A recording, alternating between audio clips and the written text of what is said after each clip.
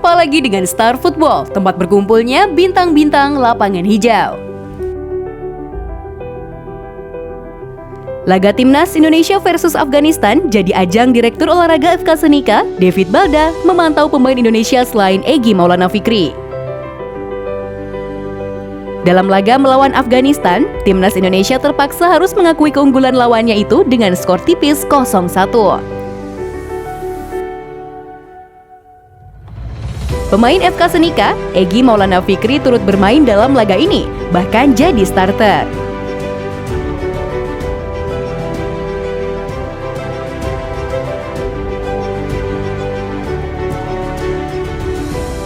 Menurut David Balda, Timnas Indonesia kurang beruntung sehingga tumbang dari Afghanistan. Namun ia mengakui ia tertarik dengan beberapa pemain Timnas Indonesia selain Egy Maulana Fikri. Opini saya, bukan permainan terbaik yang ditunjukkan Timnas Indonesia, tapi ada beberapa pemain Indonesia yang menarik perhatian, kata David Balda.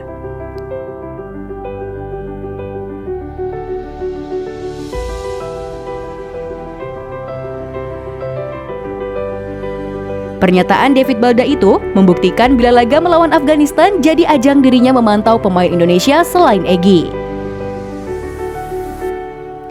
David Balda mengaku tak menutup kemungkinan bila FK Senika bisa merekrut pemain Indonesia selain Egy. Tentu saja mau meminta pendapat Egy soal kekuatan pemain Indonesia.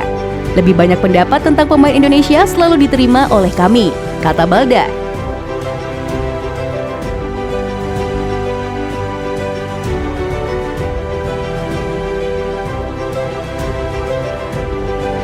Jika ada pemain Indonesia lainnya dengan kualitas yang sama dengan Egy Maulana Fikri, ya saya akan mengontraknya, imbuhnya. FK Senika sendiri memang puas dengan performa dan kontribusi yang ditunjukkan oleh Egy dalam 3 bulan terakhir. Sejak bergabung ke FK Senika pada September lalu, Egy Maulana Fikri telah menjadi salah satu pemain andalan yang meningkatkan permainan tim.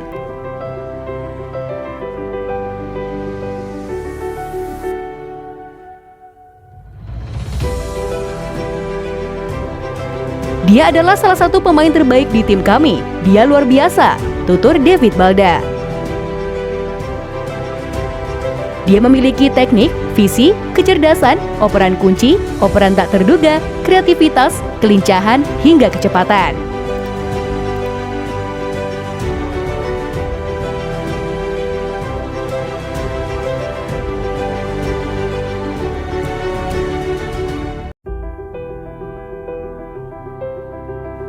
Pelatih Timnas Indonesia, Shin Tae-yong, telah mengajukan 4 nama pemain keturunan untuk diproses kewarganegaraannya menjadi WNI.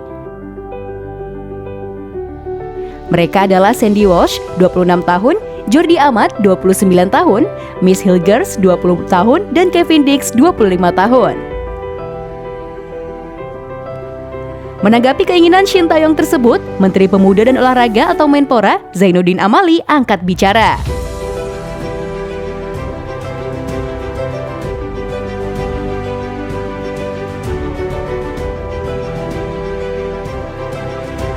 Zainuddin Amali mengaku akan memfasilitasi rencana naturalisasi itu. Namun, proses itu dilakukan dengan selektif. Mulai dari apakah yang bersangkutan mempunyai darah Indonesia atau tidak, hingga rentang usia. Ia tidak menyebutkan secara detail terkait umur. Akan tetapi, Amali ingin pemain yang dinaturalisasi bisa membela Timnas Indonesia dalam jangka panjang.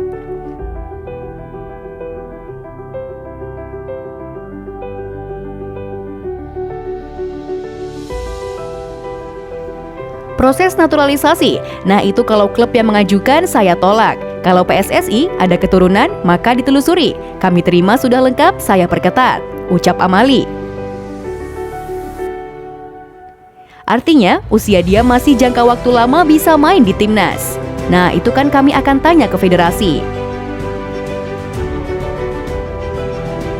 Saya akan minta yang mengajukan, ini orang pemain masih bisa main berapa lama, kecuali cedera, itu tidak bisa dihindarkan, tegas pria kelahiran Gorontalo itu.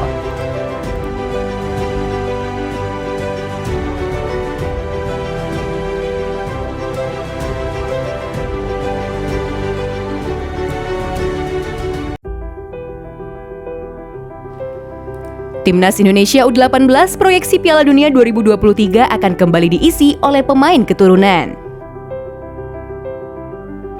Saat ini, Timnas U18 masih dalam tahap pembentukan kerangka tim. PSSI sebelumnya sempat menyiapkan Elkan Bagot dan beberapa pemain keturunan untuk Piala Dunia U20 2021.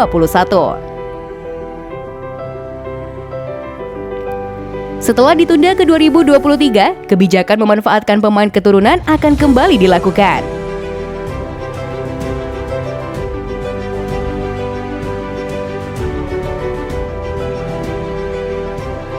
Indonesia tetap akan menjadi tuan rumah pada Piala Dunia U20 mendatang meski gelarannya mengalami penundaan. Makanya prestasi pun juga diincar, tak cuma sukses menjadi tuan rumah saja. Ada beberapa pemain yang diusulkan Shin untuk dinaturalisasi. Kami memang menyerahkan pemilihan pemain itu kepada Shin, kata Ketua Umum Muhammad Iriawan.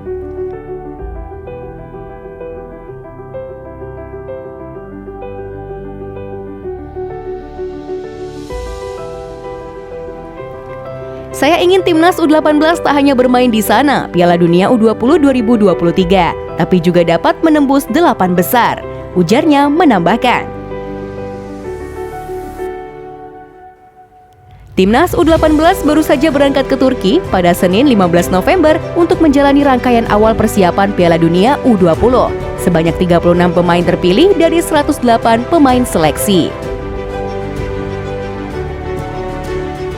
Iriawan menjelaskan bahwa Timnas U18 ini akan kembali mendapatkan dukungan negaranya.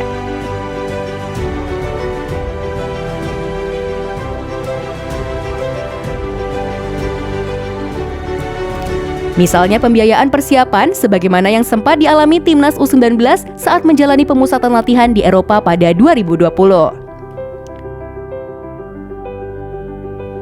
Fasilitas buat mereka betul-betul diperhatikan negara dan federasi. Tidak ada masalah, ucap Iriawan.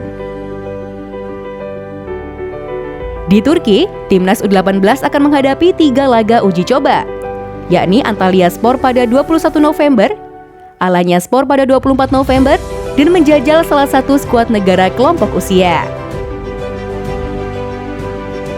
Nah, siapakah kira-kira pemain naturalisasi U20 untuk proyek Piala Dunia? Jika kalian suka dengan konten ini, jangan lupa klik tombol subscribe lalu nyalakan loncengnya agar kalian tidak ketinggalan informasi update dari tim Star Football. Thank you and see you next time!